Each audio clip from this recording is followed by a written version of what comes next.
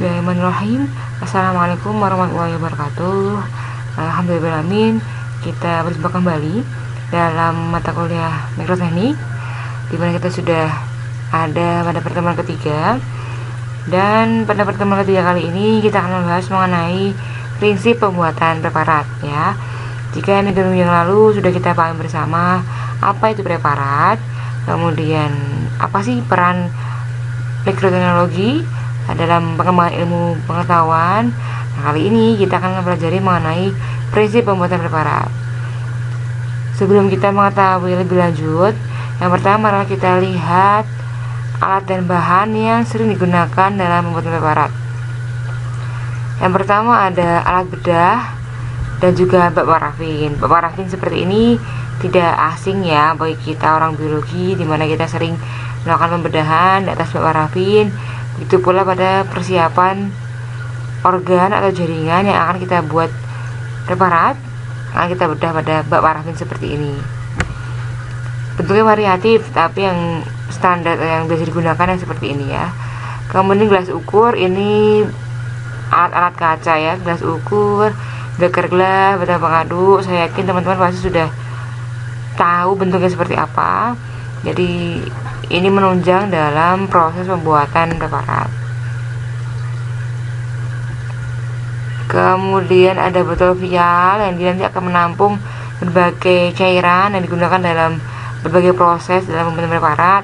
Misalnya ada etanol, silol, atau perbandingan alkohol segala macam, itu akan ditempatkan pada botol vial ataupun pada botol gelap.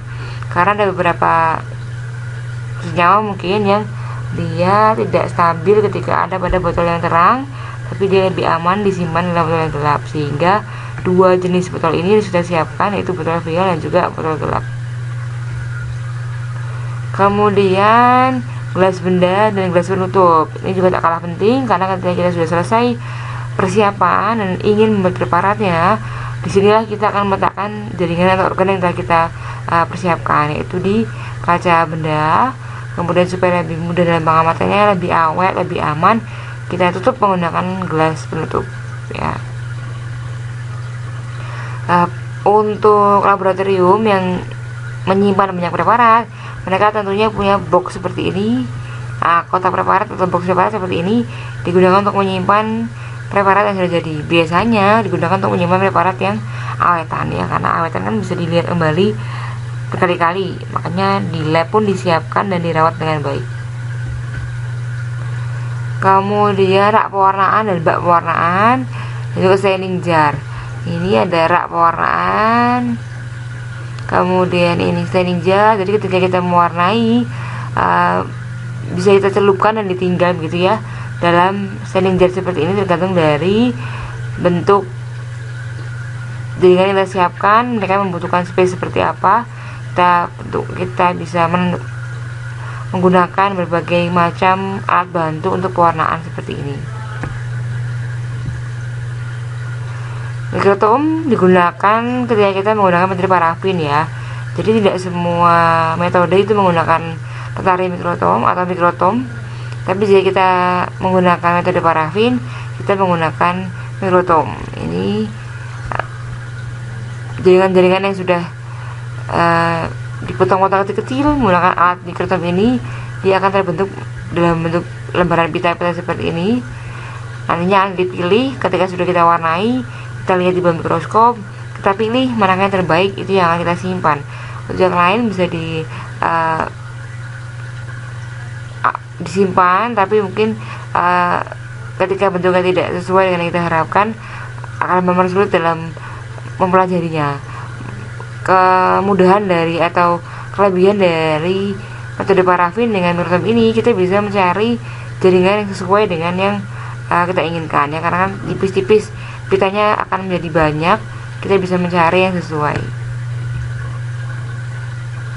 Untuk mikrotom sendiri, kita harus pahami apakah itu mikrotom. Mikrotom adalah mesin pengiris spesimen. Mikrotom ini punya banyak tipe, dari tipe pemotongannya juga tipe pisaunya. Beberapa mikrotom ini menggunakan pisau baja. Tipenya ada yang bisa putar ya, gambar yang sebelumnya itu mikrotom putar, sama ada yang dengan digeser seperti mesin tik gitu ya. Mikrotom geser, ada lagi juga mikrotom beku, jadi memotong organ atau jaringan dalam keadaan beku. Irisan dengan tebal 3 hingga 20 mm. Nah, kemudian bisa kita potong lebih kecil lagi, 2 hingga 1 cm jika kita ingin mengamatinya menggunakan mikroskop elektronik. Kemudian alat-alat lain yang digunakan ada kuas kecil, termometer, oven, hot plate, mikroskop, dan fotomikrografi seperti ini. Oke, pada pembuatan preparat pada hewan ini ada beberapa metode yang digunakan, seperti sediaan apus atau smear, sediaan utuh, maserasi hewan, sayatan, pewarna anisel, histokimia, dan sediaan utuh. Ini yang sering digunakan pada pembuatan preparat pada hewan. Oke, kemudian ini untuk yang preparat jaringan pada tumbuhan ya. Beberapa metode yang digunakan dalam pembuatan preparat tumbuhan yaitu ada wall mount atau sediaan utuh ya, sediaan segar mitosis tumbuhan, sediaan segar meiosis tumbuhan, sediaan permanen mitosis dan meiosis, maserasi tumbuhan, histokimia tumbuhan, dan sediaan irisan tumbuhan. Ini bukan semua metode ya, yang pada hewan pun tadi juga bukan semua metode, namun hanya metode yang sering digunakan. Dan juga di sini nanti hanya diterangkan sekilas mengenai prinsip-prinsipnya. Namun secara detail akan kita bahas nanti setelah UTS. Materi-materi per metode akan dibahas pada setiap pertemuannya, dan juga jika ada kesempatan untuk praktikum, maka kita bisa mempraktekkan secara langsung dari metode yang terpilih. Nah, ini yang perlu diperhatikan beberapa hal ketika kita akan membuat preparat. Yang pertama yaitu pemilihan bahan. Bahan yang mau kita pakai ini apakah dia normal, tanpa perlakuan, atau perlu kita beli perlakuan. Misalnya untuk pada jaringan hewan atau organ hewan ya, biasanya kita perlu cuci terlebih dahulu. Sementara tumbuhan biasanya langsung bisa kita pakai. Pada hewan kan mungkin akan tercampur dengan darah, tercampur dengan jaringan-jaringan yang lain, maka perlu pencucian terlebih dahulu. Untuk tumbuhan biasanya langsung kita pakai tanpa pencucian terlebih dahulu, tidak mengapa. Kemudian kita mengetahui cara untuk meminimalisir adanya kerusakan, misalnya difiksasi di lokasi pengambilan. Pada beberapa jaringan, ketika setelah kita lakukan pembedahan, dia akan langsung mengalami perubahan. Misalnya bagian otak misalnya, ketika kita ingin segera mungkin melakukan pembuatan preparat, maka bisa kita fiksasi langsung di lokasi pengambilan supaya tidak terjadi kerusakan yang akan membuat hasil menjadi tidak sesuai dengan yang diharapkan. Pada tumbuhan bisa dipotong, dimasukkan ke dalam botol berisi air supaya tetap segar. Jadi intinya supaya tetap segar, kita bisa melakukan beberapa cara ya. Kemudian daun dicepit di antara kertas yang dibasahi, sama juga fungsinya supaya tetap segar, supaya tetap bisa mempertahankan jaringannya. Pada hewan yang berukuran kecil, dibawa ke lab dalam kondisi hidup atau direndam dalam larutan garam fisiologis. Misalnya kita ingin membuat wall mount, kan utuh ya, kita ingin membuat preparat wall mount semut misalnya, atau hewan-hewan lain yang kecil, itu nanti bisa kita masukkan dalam larutan garam fisiologis. Jadi ketika kita ingin membuat preparat di lab, itu masih dalam keadaan segar. Kemudian cara pengambilannya tergantung dari metodenya juga. Apakah perlu tujuan khusus sehingga kita memerlukan cara-cara khusus, atau kita bisa menggunakan cara-cara pembedahan biasa. Kemudian harus dapat ditutup dengan cover glass, karena kita mengamatinya di mikroskop, sementara kita punya ukuran gelas benda yang kecil ya.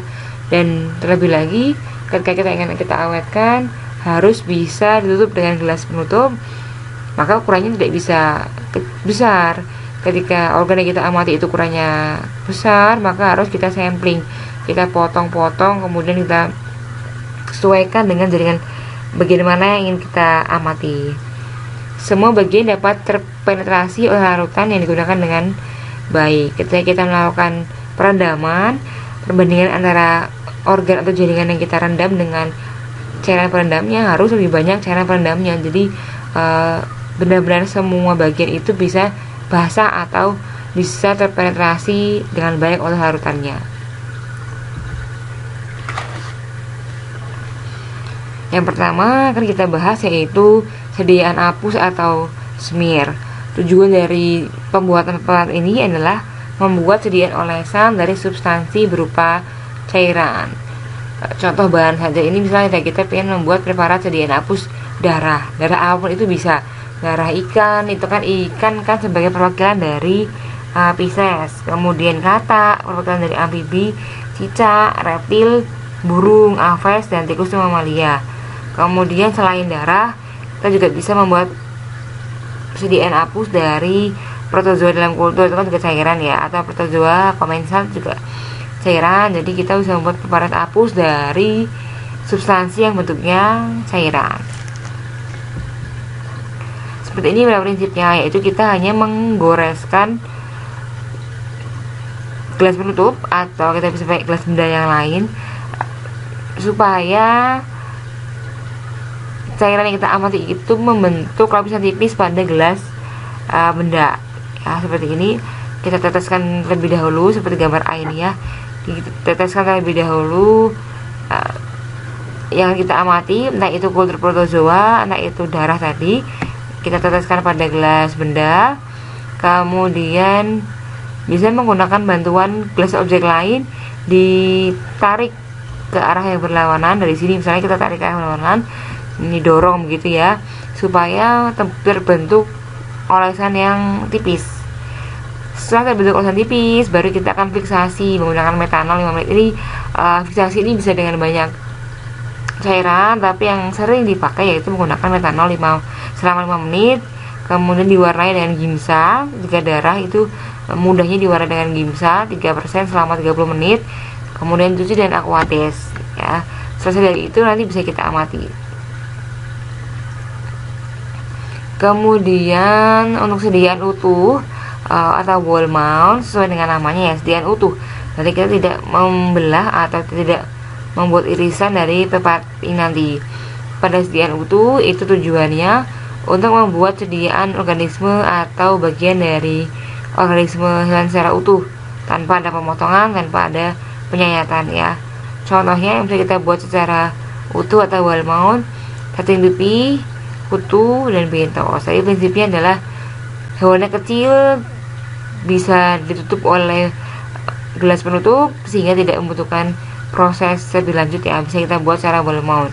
Pewarna yang biasa digunakan ada karmin alum, eosin. Ini yang sering kita gunakan untuk pewarnaan dalam sediaan wall mount.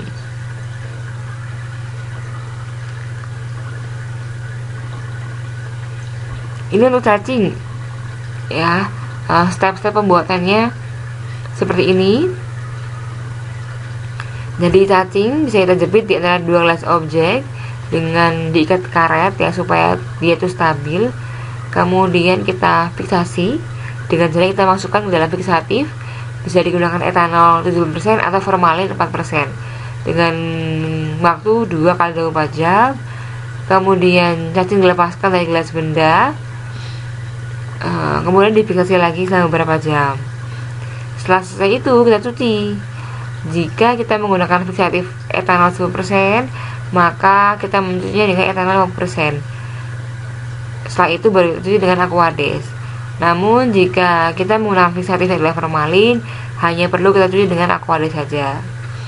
Setelah selesai kita cuci ya, warnanya sudah jernih, maka kita warnai dengan eosin 1% dalam aquades selama 4 jam atau karmin alum dalam waktu 3-4 jam. Setelah pewarnaan kita cuci kembali. Jadi supaya yang diwarnai itu hanya organisme yang kita lihat aja.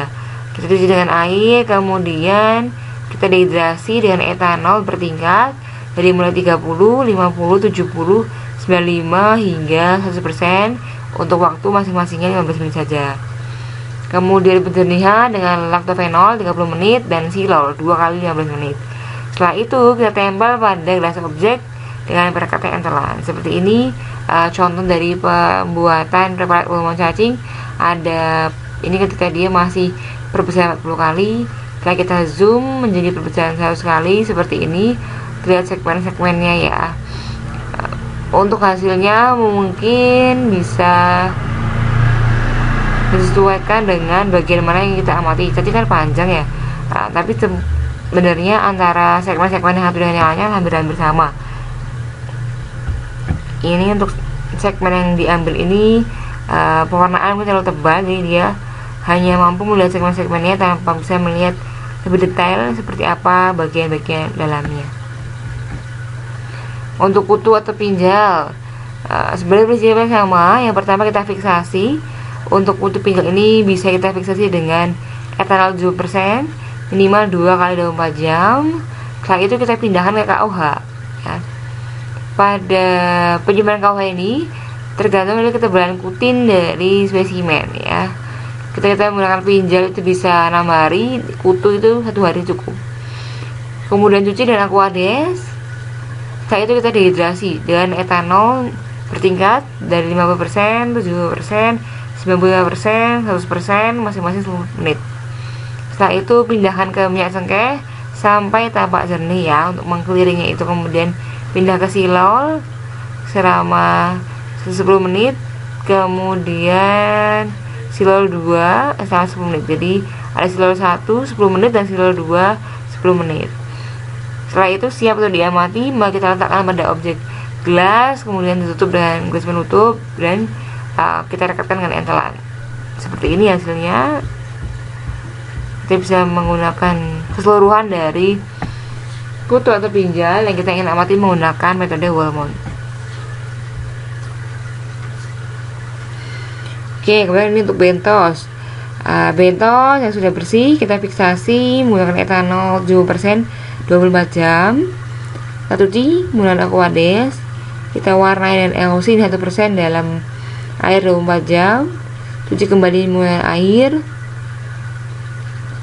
Kemudian didehidrasi bertingkat masing-masing 10 menit. Kemudian penjernihan ya, ini dengan silol 2 kali 15 menit. Setelah siap kita letakkan pada gelas benda dan ditutup dengan entelan. Seperti ini bentos yang terlihat.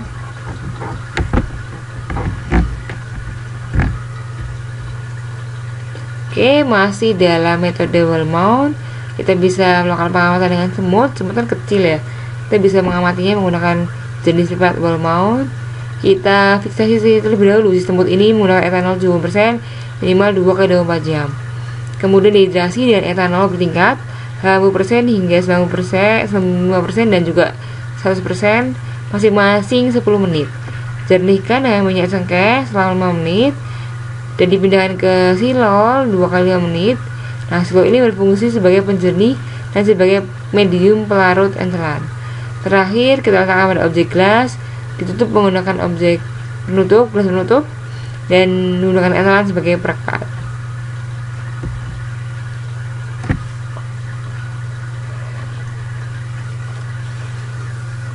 Ini untuk wall mount embrio ayam ya. Ketika kita mempelajari embriologi perkembangan dari embrio ayam, kita bisa menggunakan metode wall mount ini.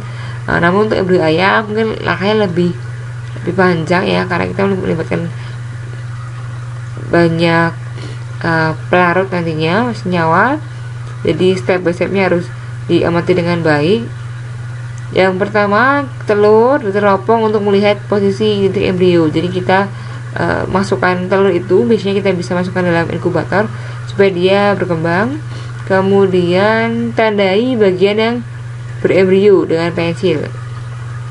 Telur diinkubasi di dalam inkubator pada suhu 36 derajat Celcius selama 24 jam, 36 jam, dan 48 jam. Ini karena pengamatannya ingin dilakukan pengamatan yang 24 jam, 36 jam, dan 48 jam. Jika ingin mengamati lebih lama lagi, maka bisa diinkubasi lagi menggunakan telur yang lain. Kemudian teropong telur untuk melihat apakah embrio berkembang. Setelah kita yakin bahwa embrio itu berkembang, kita gunting cangkangnya pada bagian yang kita tandai. Kita tempelkan cincin kertas, kemudian kita gunting selaput embrionya. Setelah itu kita angkat embrio dengan pinset. Cuci embrio tadi dengan garam fisiologis, fiksasi dengan larutan bowin sampai 30 menit, cuci dengan etanol 70%. Warnai eosin 1% dalam etanol 70% selama 5 menit. Cuci dengan etanol 70%, dehidrasi dengan etanol bertingkat dalam 10%, 90% dan 1% selama masing-masing 10 menit. Kemudian dijernihkan dengan sitol selama 2 kali 10 menit. Nah, seperti ini nanti hasilnya ya. Ada perkembangan yang sesuai dengan jamnya. Ini masih jam-jam awal dimana somit-somit atau segmen-segmen tubuhnya belum terbentuk dengan baik. Ketika yang ini dia somit-somit atau segmen tubuhnya sudah terbentuk dengan baik. Ini untuk lebih memperjelasnya, ketika kita teropong dan kita buka cangkang dari telur ini, harusnya kita melihat seperti ini ya. Ini kan bentuk embrionya ini. Jadi ketika kita teropong, kemudian kita ingin melihat posisinya di mana, seperti ini bentukannya. Ini ada embrio umur 18-22 jam. Tadi samit-samitnya baru mulai terbentuk tapi belum terbentuk sempurna. Untuk 30 jam terbentuk somit-somit yang nanti dia jadi bakal tubuhnya. Kemudian 34 hingga 38 jam seperti ini sudah mulai terlihat kuncup matanya, bentuknya seperti apa. Hingga nanti ini 68 jam sudah mulai otak terbentuk, subsumma belakang terbentuk, nanti hingga tinggal proses pematangan saja. Ini dari langkah-langkah lebih jelasnya. Yang pertama kita inkubasikan telur dulu ya supaya dia berkembang. Kemudian kita teropong tadi, kita ketahui di mana letak embrionya. Kita kupas tangannya seperti ini. Harus pelan-pelan, tidak boleh dipecah begitu karena nanti bisa merusak si embrionya. Jadi harus benar-benar hati-hati menggunakan memecah cangkang satu persatu. Setelah itu kita kupas dan kita masukkan dalam garam fisiologis, itu bisa di sini.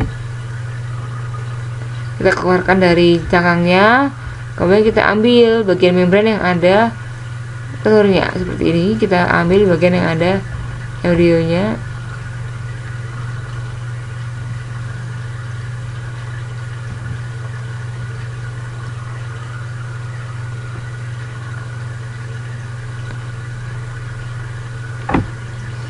Kemudian jika sudah, akan kita lanjutkan untuk fiksasi seperti ini. Kita tetesi menggunakan alkohol sebagai fiksati, aseto banding alkohol ya, sebagai fiksatifnya sampai 3 menit.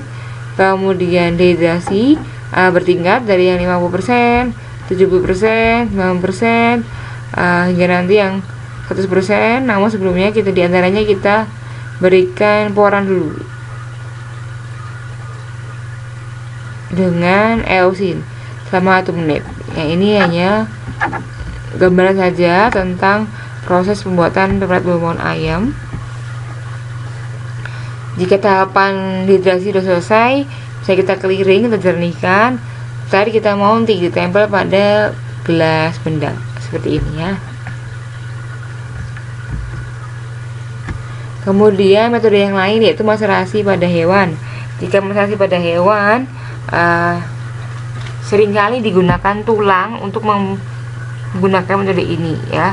Karena tulang itu keras, jadi tidak bisa kita gunakan metode parafin kemudian dipotong menggunakan mikrotom secara langsung, tapi harus kita gunakan metode yang lain yaitu metodenya maserasi, karena kita bisa melembutkan atau menghilangkan jaringan yang tidak kita inginkan. Kemudian kita tonjolkan atau kita lihat jaringan yang kita amati. Seperti ini contoh dari sediaannya. Bisa kita menggunakan penampang bujur tulang ayam ya. Langkah-langkahnya yang pertama, potongan tulang dimaserasi. Dimaserasi itu artinya direndam ya. Berarti tulang itu kita rendam pada air selama 2 kali 24 jam. Setelah kering, kemudian kita masukkan dalam oven. Nah, potong yang gergaji halus dan membujur, tempelkan pada kayu, gosok pada batu pengasah atau amplas halus sampai tipis. Tempel pada objek gelas. Hasilnya tadi seperti ini, yang gambar belakang ini ya. Si tulang-tulang akan terlihat seperti itu. Kemudian sayatan metode parafin. Untuk sayatan metode parafin ini Ada beberapa langkah-langkah ya. Untuk langkah-langkahnya sendiri seperti ini.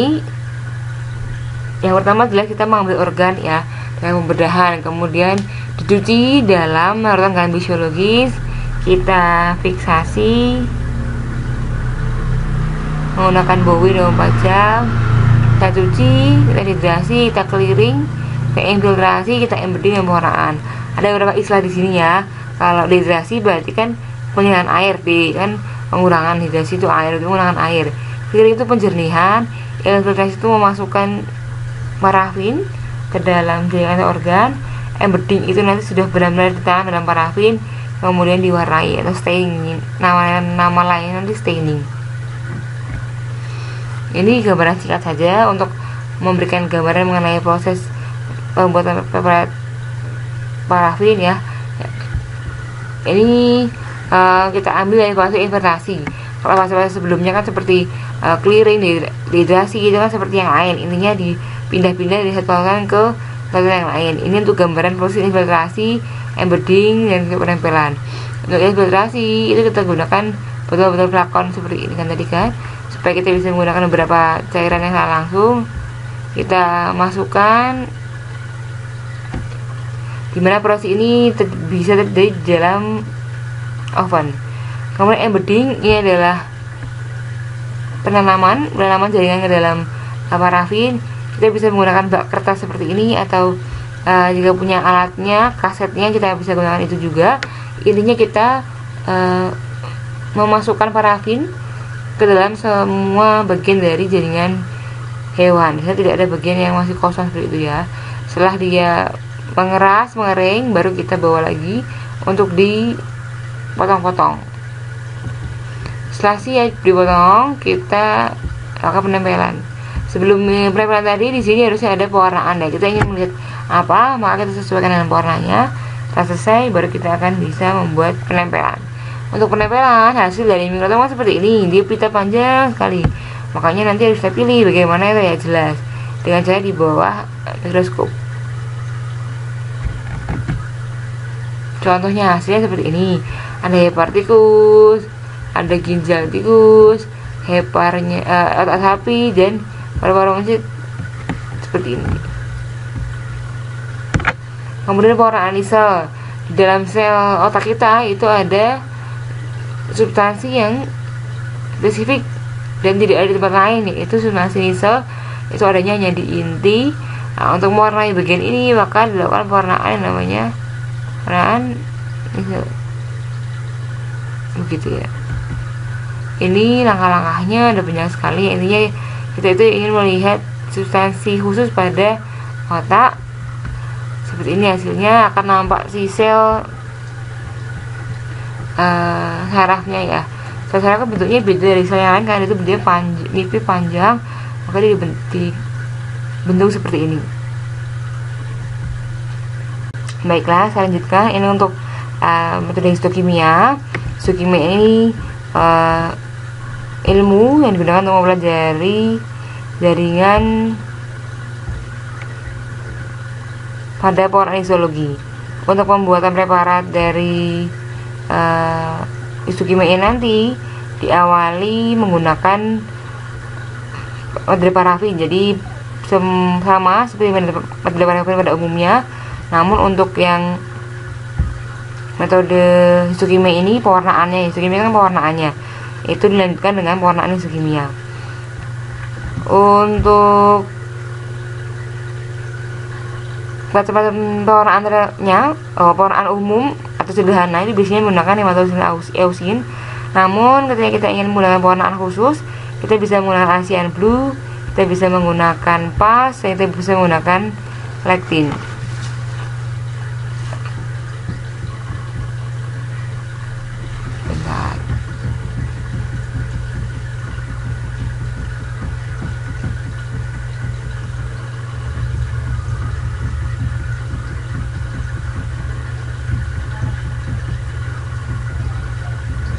Ini ya. Untuk perbedaannya, untuk Asian Blue itu digunakan untuk melihat karbohidrat asam. Dia akan menyebabkan bagian jaringan yang mengandung karbohidrat asam ini berwarna biru karena dia berkaitan dengan gugus hidroksil dengan ASEAN Blue. Untuk PAS periodic acid shift ini digunakan untuk melihat karbohidrat netral di mana akan membentuk warna magenta. Untuk lektin digunakan untuk kandungan residu gula dan zat-zat yang kompleks. Untuk contoh dari histokimia saya ambilkan dari sebuah jurnal ya. Dia ingin melihat gambaran histokimia insang dan ginjal ikan betok di waduk Tunggu Pamang Makassar ya. Dia menggunakan pewarnaan biasa yaitu hematosin lausin, eusin, kemudian juga pewarnaan khususnya dengan ASEAN Blue dan juga PAS ya, seperti ini. Ini hasil penelitiannya. Yang bagian atas ini adalah hasil pewarnaan menggunakan ASEAN Blue, di mana nampak warna biru-biru ini ya. Warna biru ini berarti tadi dia menunjukkan adanya kandungan karbohidrat asam. Kemudian yang bawah ini menggunakan pewarnaan PAS periodic acid shift, di mana warnanya magenta seperti ini menunjukkan bahwasanya jaringan ini mengandung karbohidrat netral seperti itu ya. Ini untuk isokimianya. Bisa digunakan juga pada organ atau jaringan yang lain. Ini kan sebagai contoh saja menggunakan ginjal dan juga insang ikan. Oke, lanjut ke Wollemong tumbuhan. Untuk Wollemong tumbuhan sama dengan Wollemong hewan, prinsipnya atau tujuannya adalah untuk melihat atau mengamati organisme secara utuh. Jadi yang digunakan pun juga tumbuhan yang ukurannya kecil, misalnya bisa tumbuhan alga seperti itu ya. Langkah-langkahnya, yang pertama ada fiksasi supaya mempertahankan bentuk yang sebelumnya. Kita bisa menggunakan alkohol 70% selama 24 jam. Kemudian alga kita bisa menggunakan FAA. Setelah difiksasi kita cuci supaya membuang karbon fiksatifnya. Kemudian dilunakkan dengan merendam dalam HNO3. Setelah itu dibuat sayatan paradermal dan juga dicuci dengan Aquades. Setelah itu telah siap kita warnai bisa menggunakan pewarna tunggal seperti safrani seperti itu ya, atau kita bisa menggunakan pewarna yang lain misalnya fast green. Setelah itu kita dehidrasi, kita keluarkan airnya, kemudian kita dialkoholisasi bisa dengan campuran silol ini ya. Kemudian terakhir kita tutup dan diberi label seperti ini. Tumbuhan yang kita ingin buat prepara kita masukkan dalam bulan flakon supaya orang mudah untuk proses berikutnya ya. Kita fiksatif terlebih dahulu tadi, kita beri larutan fiksatifnya di sini, kemudian kita bisa lakukan proses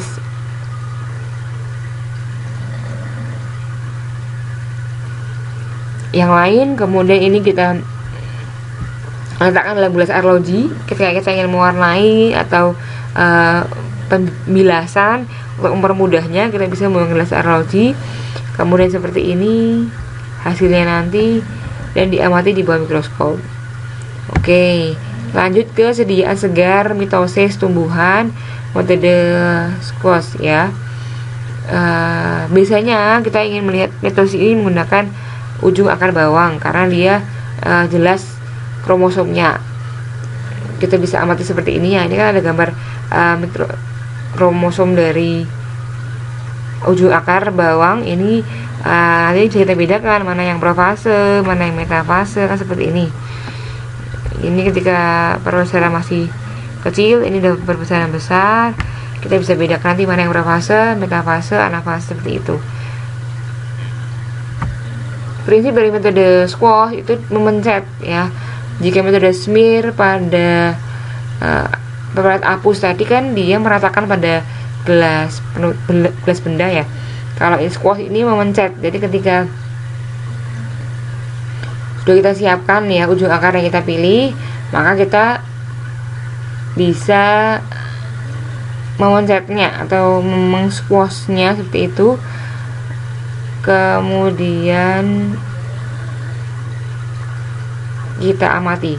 Untuk metode-metode seperti ini ya, metode squash, metode smear itu kan tidak membutuhkan parafin, maka dia lebih cepat waktu pembuatannya.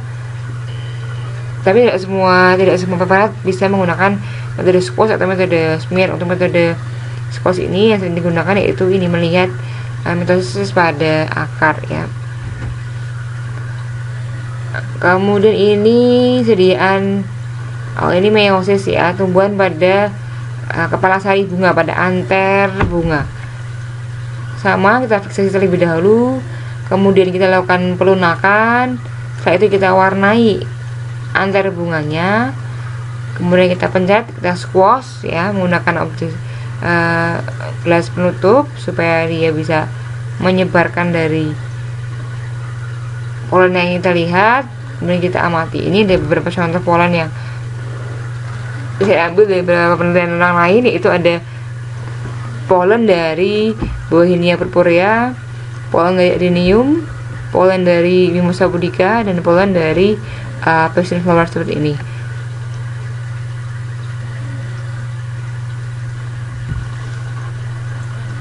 Saya itu ada masalah tumbuhan sama dengan masalah hewan. Jadi prinsipnya yaitu kita rendam untuk menghancurkan bagian yang tidak kita inginkan. Biasanya digunakan untuk melihat trakea pada silem ya. Silem kan mempunyai banyak komponen tuh. Nah, kita bisa lihat trakeanya pada batang tanaman. Ini misalnya pada batang kayu Bauhinia dan Pinus. Tapi semuanya tumbuhan bisa kita gunakan metode ini. Ini step by stepnya. Untuk maserasi, prinsipnya ada pada kita merendam spesimen kita ya, supaya jaringan yang kita tidak ingin kita amati dia akan larut. Kemudian ya dengan beberapa step seperti yang lainnya, ada dehidrasi, ada dealkoholisasi. Kemudian setelah selesai kita tempel atau mounting pada gelas benda, dan kita beri entelan untuk penutupnya. Ada isokimia pada tumbuhan, ini mengenali suatu kandungan pada jaringan menggunakan uji warna atau uji kristal. Bagian-bagian kita gunakan ada bunganya, daunnya, bracteanya, atau batangnya juga bisa. Ini kita ingin mengamati suatu kandungan senyawa pada bagian tumbuhan. Lebih banyak kalau pada tumbuhan yang bisa kita amati, misalnya kita ingin mengamati pigmen xanthophyll pada tumbuhan ya. Kalau kita ingin mengamati silika juga bisa, pada lilin atau pada minyak juga bisa. Ini caranya sarinti seperti ini ya. Nanti jika kita bisa mempraktekannya di lab, mungkin teman-teman akan lebih dapat gambaran seperti apa prosesnya. Ini hanya proses teori dulu seperti ini.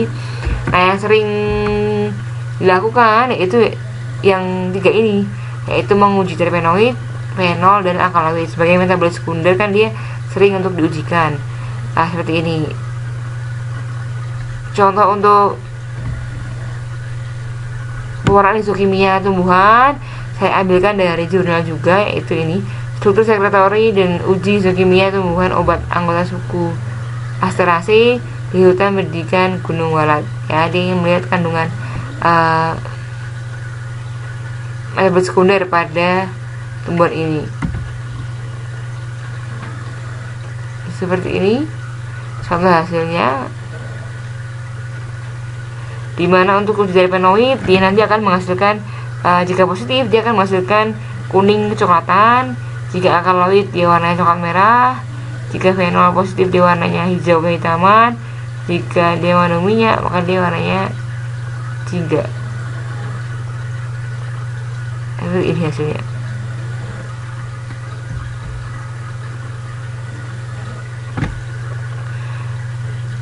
Kemudian ini untuk metode parafin tumbuhan ya, hampir sama dengan parafin pada hewan. Prosesnya panjang, dia membutuhkan banyak proses dari fiksasi, dehidrasi, clearing, infiltrasi, embedding, sectioning, mounting, pewarnaan, labeling. Tapi pada tumbuhan ini di awal biasanya tidak pakai pencucian. Kalau hewan kan biasanya di awal kita pakai pencucian. Jika tumbuhan itu langsung bisa kita fiksasi. Oke, demikian dulu ya sementara untuk prinsip-prinsip pada pembuatan preparat. Jadi kita ada beberapa metode yang sedikit saya bahas sebagai gambaran saja, bahwasanya ketika kita ingin membuat preparat hewan, apa aja sih metodenya yang bisa kita pilih gitu ya. Misalnya kita pengen melihat komponen darah, tidak perlu kita buat preparat secara parafin ya, terlalu lama, terlalu susah. Kita bisa menggunakan preparat apus. Kita ingin melihat struktur jaringan atau pada organ ginjal misalnya, ya tidak bisa kita squat, kan tidak mungkin kita pencet, maka kita harus menggunakan parafin.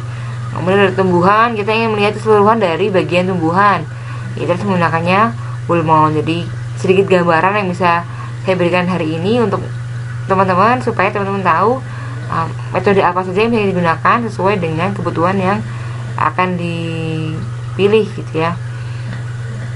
Nanti jika ada pertanyaan bisa kita bahas dalam diskusi. Untuk materinya saya cukupkan sekian dari saya. Terima kasih untuk perhatiannya. Wassalamualaikum warahmatullahi wabarakatuh.